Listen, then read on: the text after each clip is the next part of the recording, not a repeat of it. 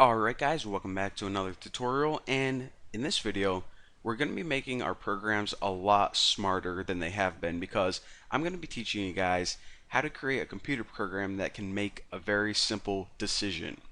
Now the decision that it's going to be making is we're going to give it some code. We're just going to like print something out on the screen, and our program is going to decide whether it wants to run it or not. And if you guys are like, okay, it's a computer program, it does what I tell it to do, so it has to run it, right? Well, not exactly. So let me show you guys what I'm talking about.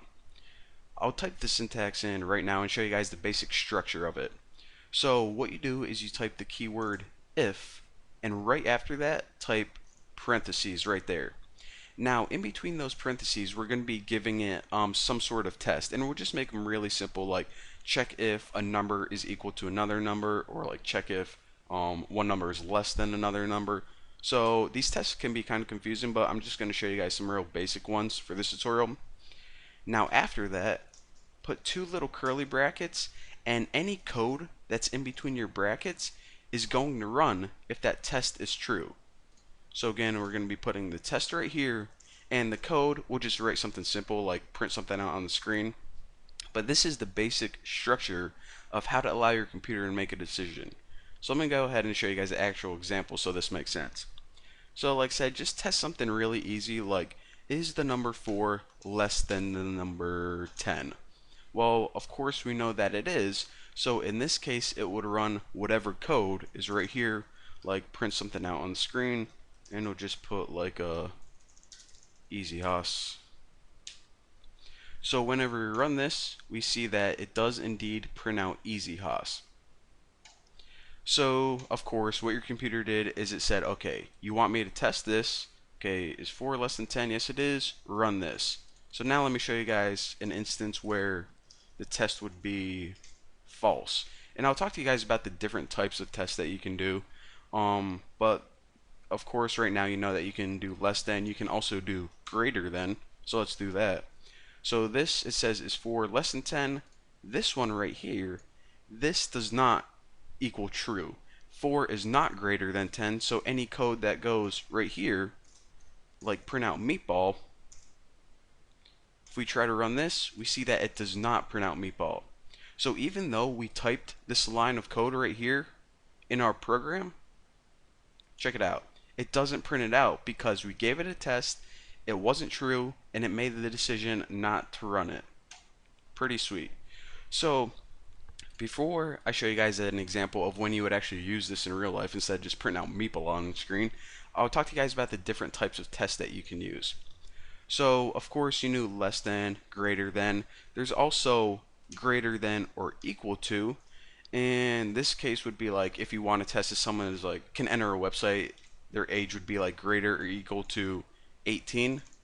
There's also less than or equal to. In some other ones, let me go ahead and type some numbers in here to test. And another one that you can do is test if two numbers are equal to each other. Now whenever you do this, you actually use two equal signs. And you're like, okay, well in math class I just write is x equal to 10 or something. And the reason you don't use one equal sign in computer programming, because remember, whenever you're making variables and assigning values to variables, you write something like x is equal to 10, and one equal sign in C programming means assign a value to a variable. Two equal signs means test if one value is equal to another value. So again, just remember that. You'll get used to it after a while. It's very simple. Now, the only other test I want to talk to you guys about right now is this. Not equals to. It's basically the opposite of equal to. So in this test right here, whenever you want to test if something is not equal to 5, it's going to be true in every instance except 5. So this, of course, is basically the opposite of equals equals to. 5 is indeed not equal to 5. That's true, so we ran this bit of code. So let me go ahead and show you guys an actual example of when you would use this. And what we can actually just code that one that I just talked about. We can allow the user to enter their age, and if they're above 18 or if they're 18, then we can allow them to enter some sort of website. But you know, like what website would the user need to be above 18 to enter? I don't know. I can't think of anyone, but we'll code it anyways. Easy caps lock. Okay, so int age, and then we'll just go ahead and give them some little prompt on the screen. Printf, enter your age. Actually, I want to ask them a question. How old are you?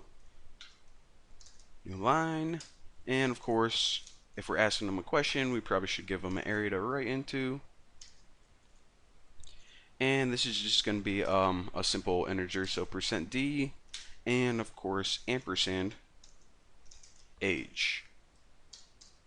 So now we have the user's age, which is some number in the variable age. So now we need to make that basic if statement to test if their age is above 18. Simple enough. So if age is greater or equal to, because remember it said they can also be 18. So this is going to be true in anything like 18, 19, 84. It's going to be false, and of course 4, 3, you know, like a bunch of 3-year-olds use a computer. But anyways, let's go ahead and just print something like print, you may enter this website. So we can go ahead and run this, and hopefully if it works. How old am I? 27. You may enter this website. Cello. Now, another thing that we can do is we can also output something if they are under 18. And that's simple. You can just write if. And let me give myself a little bit of space to work with right here.